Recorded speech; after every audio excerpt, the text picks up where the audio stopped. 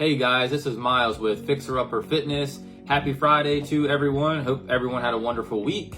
Today's FAQ is, what is heart rate training? So everyone's been in the gym, they see people on their phones or they have some type of device and they're seeing what their heart rate is when they're exercising. And a lot of times people have questions about, why are they calculating heart rate or, why are they doing that? So today we're going to go over a few things. We're going to know what heart rate training is, how to calculate your heart rate, why it's important, how to implement it into your training, and a couple things to consider.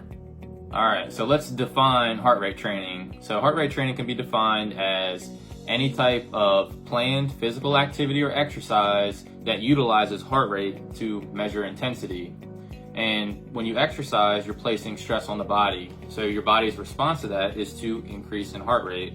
That way it can deliver blood and oxygen to the active skeletal muscles. So why is heart rate training important? Well, we just went over intensity. So the other reason is that it measures your fitness level.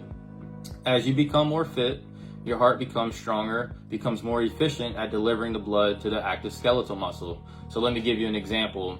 If you're a runner, say you run at 6 minute per mile pace on a treadmill, and your heart rate is 170. Let's just say that.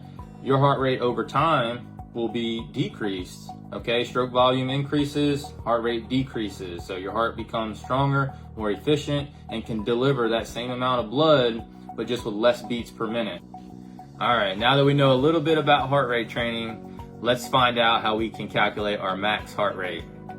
So ACSM has a real simple and effective way to calculate that, and that's just 220 minus your age, okay? We use that because everyone's different, and as you get older, your heart rate naturally decreases, so you want to make it specific to you. So 220 minus your age, as an example, let's have an individual that's 20 years old. 220 minus 20, your max heart rate would be 200. Now that's estimated. So once you have that number, you want to gear that towards whatever intensity that you're using in your fitness program. So let's use moderate as an example. ACSM recommends 150 minutes of moderate physical activity a week. So let's say that you're using that in your exercise session for the day. So you want to take that number 200, you're going to take 64 to 76% of that. That's the ACSM percent recommendation for moderate levels of physical activity. So you take 64% of 200, and then your top range is going to be 76% of 200, and that's where your heart rate should be when you're training, in between those two values. Now, if you're just starting physical activity, you should certainly start on the lower end of that number before increasing to 76%. All right, so now that we know how to calculate our heart rate, we want to know how we can implement that into our training.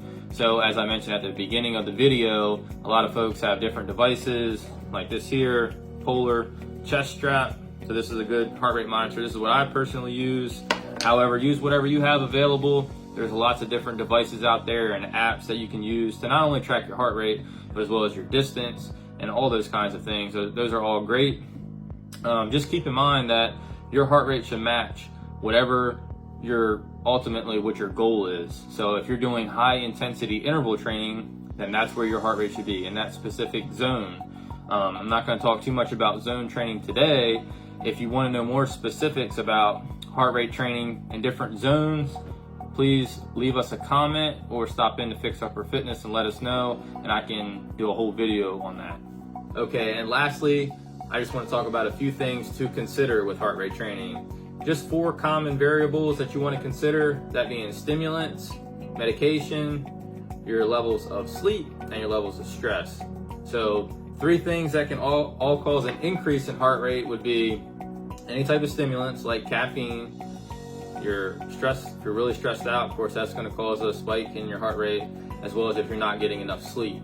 Okay, so that's 3 things.